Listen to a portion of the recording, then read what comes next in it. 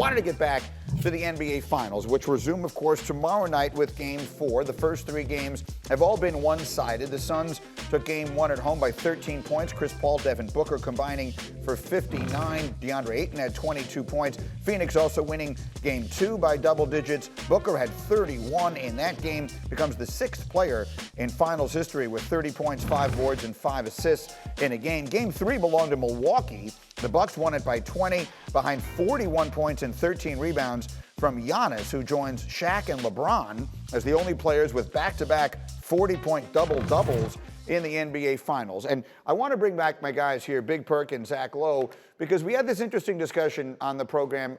Bruce touched on it earlier, and we did it yesterday. Cassidy Hubbard said, if Giannis is going to take this team where it wants to go, he has to realize he is more Shaq than he is Kobe. And so I guess the question is, Perk, what should that mean? What should we be watching for if he's going to do that tomorrow night?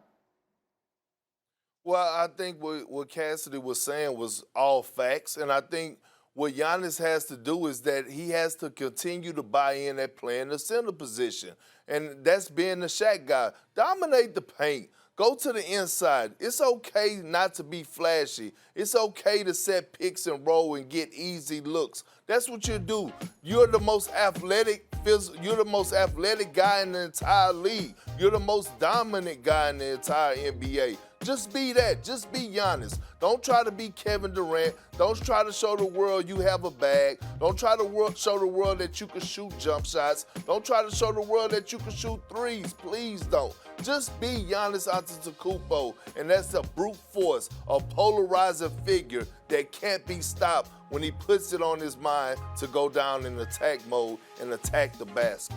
Yeah, 41 points the other night without any baskets from outside the painted area. And Zach, you and I had this conversation on the radio yesterday, and you made a really good point about how this has been an adjustment that they have been making through these playoffs. It's not just about what they did in Game 3.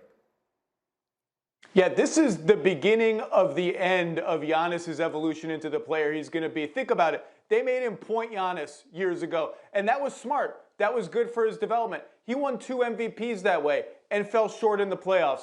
Think about telling a guy who won 2 MVPs, controlling the ball, dribbling at the top, hey, you've got to change your game a little bit. You got to set way more ball screens. You got to scream and dive like Tyson Chandler in his prime. You got to post up like Shaq from the left block. And you say, wait a second, I won 2 MVPs playing this way. I see all these other MVPs like LeBron and KD playing this way. So it's a slow build.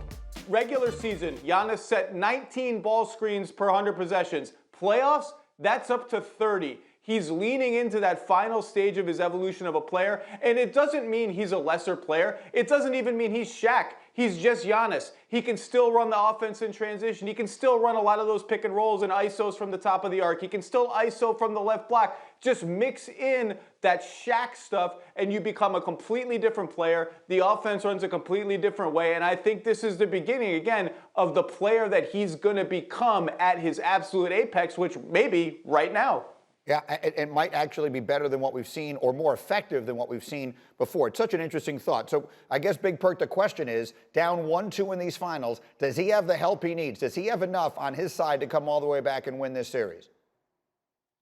You know what, Greeny? I don't think he has enough because they don't have home court advantage, right? I think he has enough to push this to 7 games. I believe in this series, each team will win their home games. If you look at 1, 2, and 3, Phoenix won every game by double figures in Phoenix. When you look at Game 3, the Milwaukee Bucks completely dominated that game in great fashion at home. I think this is going to be one of those series where we see each team win their home game in great fashion, and I think it's going to go to 7 games. I have it going 6. I have Suns in 6. I just don't see the Suns winning in Milwaukee for the simple fact that the young guys looked a little spooked. Besides Ayton and Cam Johnson, you look at Devin Booker. He wasn't there. He was missing free throws. They were forcing him into tough shots. When you look at Mikal Bridges, a guy that just came off a career night a career game in Game 2 with 27 points, he was nowhere to be found. So with that being said, Greeny, I think each one of these teams are going to win their games at home, and this is they have a strong possibility of going 7 games. But Jeannie, I have a problem.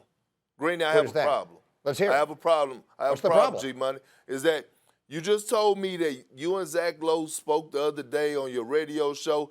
Yes. I just want to know, when is Big Perk going to get the invite with Greeny, okay?